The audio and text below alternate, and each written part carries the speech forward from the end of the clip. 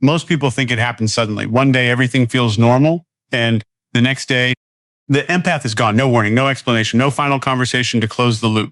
But that's not what actually happened. What you're seeing is not a sudden decision. It's a delayed action. Because long before the silence, there was observation, quiet, consistent, precise observation.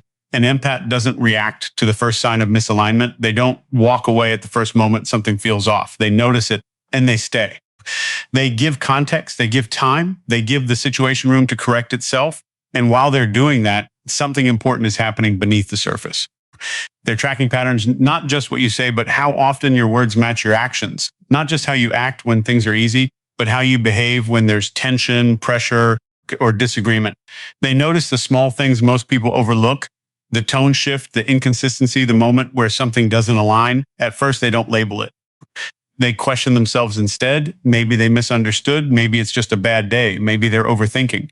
So they stay, they continue engaging, continue giving, continue showing up. But now there's awareness behind their presence.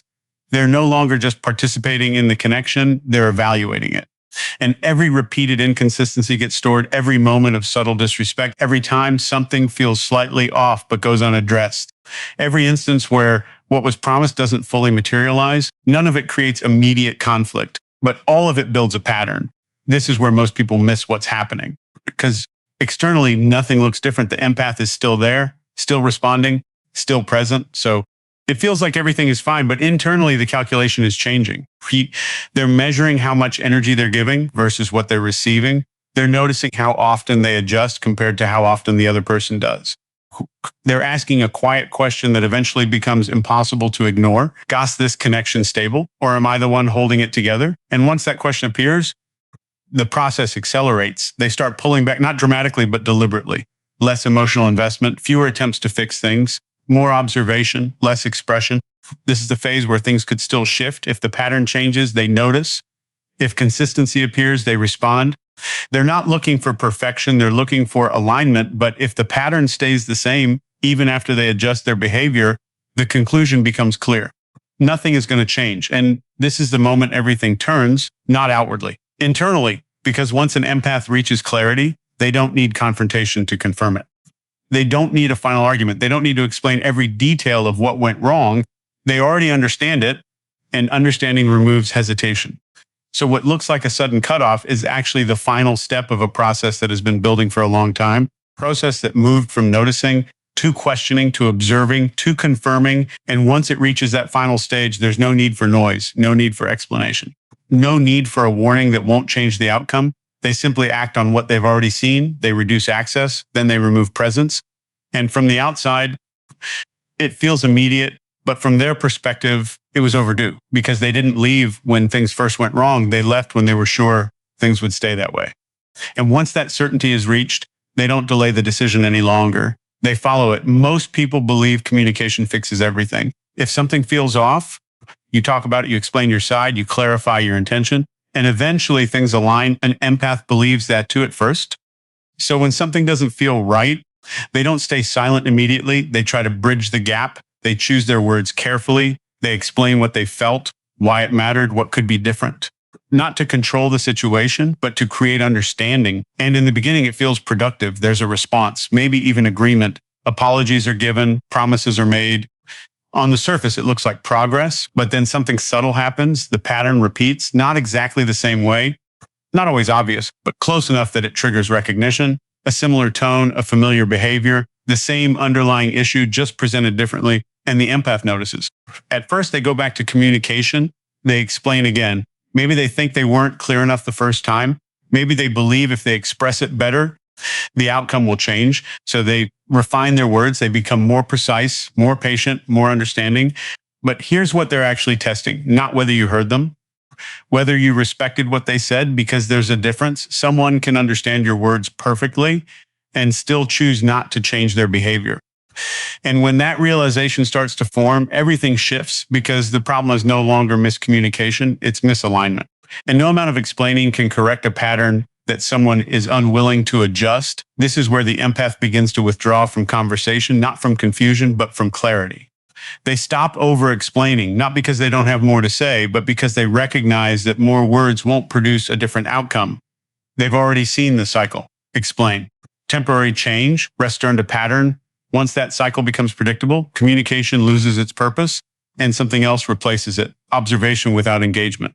They still listen, they still notice, but they stop investing emotionally in trying to correct what they now understand is consistent. This is where the silence begins.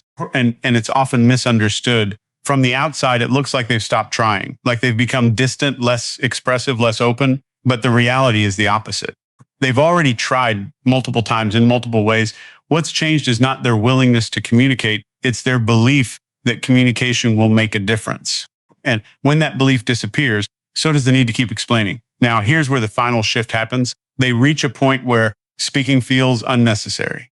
Not because they don't care, but because they've already gathered enough evidence. They've seen how their words are received, how long changes last, how consistently the same behaviors return. And once that pattern is fully understood, they don't feel the need to repeat themselves again because repetition doesn't create respect. It only reinforces that their boundaries can be tested multiple times. So instead of continuing the cycle, they end it quickly, no final speech, no detailed breakdown, no attempt to make the other person fully understand because understanding was never the issue, willingness was. And once that becomes clear, the empath stops using words to solve something that words were never fixing. They move from explanation to decision, and that decision doesn't need to be announced. It only needs to be acted on. So when they cut someone off without warning, it's not because they didn't communicate. It's because they communicated enough to realize it wasn't changing anything. And once that realization settles in, silence becomes more powerful than any explanation they could give. Most people expect exhaustion to be visible. They think when someone is drained, it shows up clearly. Frustration, distance, obvious withdrawal, something you can point to and say, something's wrong. An empath doesn't always work that way. They can be exhausted and still show up. They can be drained and still respond with care. They can feel empty and still make sure everyone else feels supported. And that's where the misunderstanding begins. Because from the outside, everything looks consistent. They're still listening, still helping, still present. So it's easy to assume they're fine, but internally, something very different is happening. Energy is being spent without being restored every time they absorb someone else's stress, every time they adjust their own emotions to stabilize a situation. Every time they hold space for someone who doesn't hold space for them, it adds up, not in a single moment, but over time. At first, they don't notice the cost. Giving feels natural. Supporting others feels aligned with who they are. There's no resistance, no calculation, but eventually the balance shifts, the giving continues, but the return doesn't. And this is where depletion begins. Not loud, not dramatic, gradual. They start feeling tired in ways that don't make sense. Not physical tiredness, emotional fatigue. The kind that follows interactions, not activity. The kind that lingers even after the conversation ends. They begin needing more time alone, but they don't always take it. Because there's still someone who needs them, still a situation that feels unresolved, still a reason to show up, so they push through, and that pushing becomes a pattern. They override their own limits to maintain connection. They ignore the signals that say, this is too much because they've been conditioned to prioritize others over themselves. But limits don't disappear just because they're ignored. They accumulate. Every unspoken frustration, every moment they felt unheard, every time they gave more than they had. It all gets stored. And eventually it reaches a threshold. This is the part no one sees because there's no announcement when that threshold is close, no visible countdown, no clear sign that says this is the last time. From the outside, it still looks like everything is functioning, but internally the system is shutting down. Not emotionally, strategically, they start reducing input. They stop investing in conversations that feel one-sided. They pull back from situations that drain more than they give. At first, it's subtle, then it becomes consistent, and then it becomes final. Because once exhaustion reaches a certain point, recovery doesn't come from fixing the connection. It comes from leaving it. And that's where the sudden cutoff happens, not out of anger, not out of impulse, but out of necessity. Because staying would require energy they no longer have, and more importantly, energy they no longer want to spend the same way. This is what people don't understand. They think the empath left too quickly, that it could have been talked through, that there wasn't enough warning, but the warning was there. It just wasn't expressed outwardly. It was felt internally, over and over again. And once that internal signal becomes clear enough, they don't ignore it anymore. They respond to it. They choose themselves, not loudly, not dramatically, but completely. Because when someone has been giving beyond their limit for too long, the only way to restore balance is to stop giving in that direction entirely. So they do. And from the outside, it feels sudden. But from their perspective, it was the only decision left because exhaustion doesn't always ask for attention.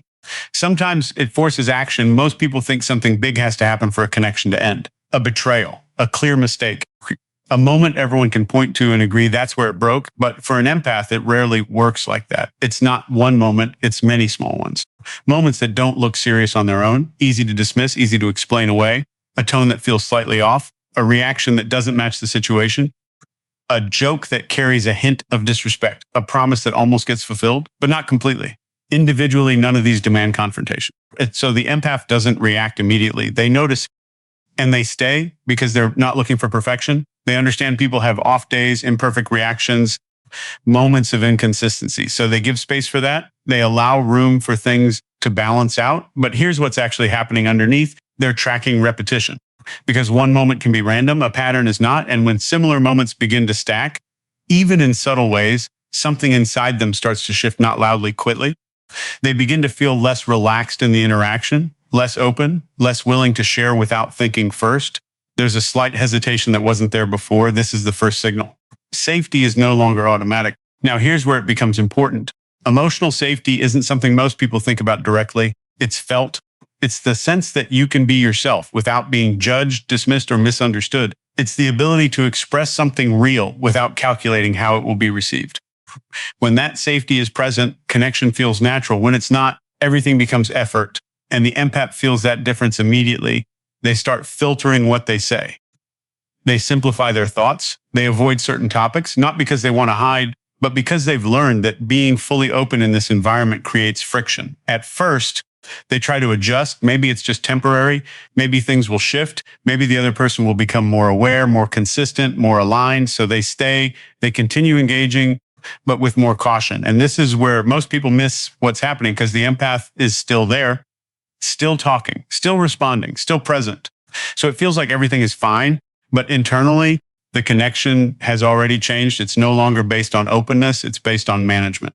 And managing a connection requires energy, constant awareness, constant adjustment, constant filtering. And over time, that becomes unsustainable because connection is supposed to reduce effort, not increase it. So the empath starts to evaluate, not emotionally, logically. They look at the pattern. How often do I feel safe here? How often do I feel like I have to hold back? How often does something feel slightly off and stay that way? And when the answers become consistent, the conclusion follows. This environment is not stable, not in a dramatic sense, but in a subtle, repeated, undeniable way. And subtle instability is more difficult to confront than obvious conflict because there's no single moment to point to, no clear event to explain, just a feeling that keeps returning and never fully resolves. This is why the empath doesn't always explain before leaving, because explaining requires something concrete, and what they're responding to isn't a single event. It's a pattern of small misalignments that have accumulated over time, trying to explain that would require breaking down dozens of moments that each seem insignificant on their own. And even then, it might not be understood. So instead of trying to justify a feeling that has already been confirmed internally, they trust it, they act on it, they step back. Because once emotional safety is gone, connection loses its foundation. And without that foundation, staying doesn't make sense, not long term. So they leave. Not because something big happened, but because too many small things happened and none of them changed. And once that pattern becomes clear, they don't wait for it to become bigger. They remove themselves from it. Most people expect closure to be a conversation, a final exchange where everything is explained, every detail is laid out, every emotion is expressed. And both sides walk away with a clear understanding of what happened. That expectation makes sense for people who still need answers from the other side. An empath doesn't always operate that way because by the time they reach the point of leaving, they've already processed most of it internally. They've replayed the interactions. They've analyzed the patterns. They've questioned themselves, given the benefit of the doubt, and observed the same outcomes repeat. What looks like silence at the end is actually the result of a long internal dialogue. They've already asked the questions. They've already explored the possibilities. They've already reached a conclusion, and that conclusion doesn't require external confirmation. Now, here's where it becomes misunderstood from the outside. It can feel incomplete. Like something is missing. Like there should have been one last conversation to clear things up. But for the empath, nothing is unclear anymore. The confusion existed earlier when they were still trying to understand why things felt off, why certain behaviors kept repeating, why their efforts didn't create lasting change. That's when they needed clarity. That's when a conversation might have made a difference. But once the pattern becomes consistent, clarity no longer comes from talking. It comes from recognizing, and recognition changes everything, because once they see the pattern clearly, they don't feel the same need to explain it. Not because they can't, because they understand that explaining it won't change it. And that's the key difference. Closure for most people is about resolution. Closure for an empath is about understanding. And once understanding is reached, resolution becomes optional. They don't need the other person to agree. They don't need validation for what they experience. They don't need a final apology to move forward, because their decision is no longer based on uncertainty. It's based on clarity. Now consider what a final conversation would actually do at that stage. It would reopen something that has already been processed. It would require revisiting details that no longer need discussion. It would invite responses that may not be aligned with what they've already understood. And more importantly, it would create an opportunity for the same pattern to repeat again, explaining, justifying, waiting for a different outcome. That cycle has already been completed. There's nothing new to gain from repeating it. So instead of seeking closure through conversation, they choose closure through action. They remove themselves. They stop engaging. They stop reopening something that has already been closed internally. And yes, from the outside, that can feel abrupt, like the ending came without warning. But the warning wasn't meant to be external. It was internal. It was the moment they stopped feeling confused, the moment they stopped questioning themselves, the moment they saw the situation clearly for what it was without trying to reshape it into something else. That's when closure happened, quickly, privately, without needing to be announced. This is why they don't always come back to explain, because returning to explain would mean stepping back into something they've already moved beyond. And once someone has moved beyond a pattern mentally and emotionally, revisiting it doesn't create closure, it disrupts it. So they protect that clarity. They protect that sense of finality, not out of avoidance, but out of awareness. Okay. Because they understand something most people learn later. Closure doesn't always come from the other person. Sometimes it comes from finally seeing the situation as it is and deciding that's enough. And once that decision is made, they don't need one more conversation to confirm it. They just move forward without looking back. Expend key points 6 and 600 words according to prompt, without any heading and flow speech, naturally according to overall key points, and add only necessary ending line. Most people assume being cut off is a form of punishment, a reaction driven by anger, resentment, or a desire to make someone feel the same pain they caused. That assumption comes from how most people handle conflict. An empath operates differently. When they remove someone from their life, it's not about sending a message. It's about restoring balance, because by the time they reach that point, something has already been lost, not the connection, but their stability within it. They've been adjusting for too long, adapting their behavior, managing their reactions, absorbing emotional weight that wasn't theirs, trying to keep things steady, even when the other side remained inconsistent. And over time, that effort creates a quiet imbalance. They're giving more than they receive. They're thinking more than they're being considered. They're investing more than the connection is returning. At first, they don't label it as a problem. It just feels like effort. But effort without balance becomes strain, and strain, when sustained long enough, becomes damage. This is where the shift begins, not as anger, as awareness. They start recognizing the cost of staying in the same dynamic, not just in terms of time or energy, but in terms of how it affects their internal state. How often do they feel drained after interacting? How often do they leave conversations feeling unresolved? How often do they have to recover from something that shouldn't have required recovery in the first place? These questions don't come all at once, they build. And once they build enough, the answer becomes unavoidable. Staying is no longer neutral. It's harmful, not in an obvious dramatic way, in a consistent, quiet way that affects their clarity, their energy, their emotional stability. And that's when the decision changes. It's no longer about whether the connection can improve. It's about whether staying in it is worth the cost. And when the cost becomes clear, the response is direct. They step away, not to hurt the other person, but to stop hurting themselves. This is what people misunderstand. Because from the outside, it looks like rejection, like something was taken personally, like the empath decided to cut someone off without giving them a chance. But from the empath's perspective, chances were already given multiple times in different forms, through patience, through communication, through continued presence, even when things felt off. And when none of those changed the outcome, the decision to leave is not emotional, it's practical. Because continuing to stay would mean continuing the same pattern, and continuing the same pattern means continuing the same impact. This is where self-protection takes priority. not in a defensive way, in a stabilizing way. They're not trying to control the other person. They're controlling their own exposure, reducing contact, limiting access, creating space where their energy is no longer being pulled in directions that drain them. And once that space is created, something becomes clear very quickly. Peace returns.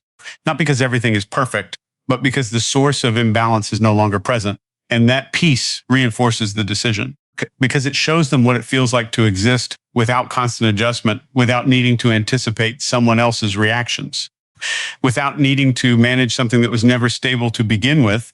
And once they experience that difference, going back doesn't make sense, not because they don't care, but because they finally care about themselves enough to stop accepting what disrupts their stability. This is not punishment. There's no intention to cause harm. There's no desire to make the other person feel what they felt. There's only one objective: to restore internal balance, to protect what was being slowly worn down, to remove themselves from a pattern that no longer serves them. And once that objective is clear, the action becomes simple. They step away and they don't return. Not because they can't, but because they've already experienced what staying costs them, and they're no longer willing to pay that price.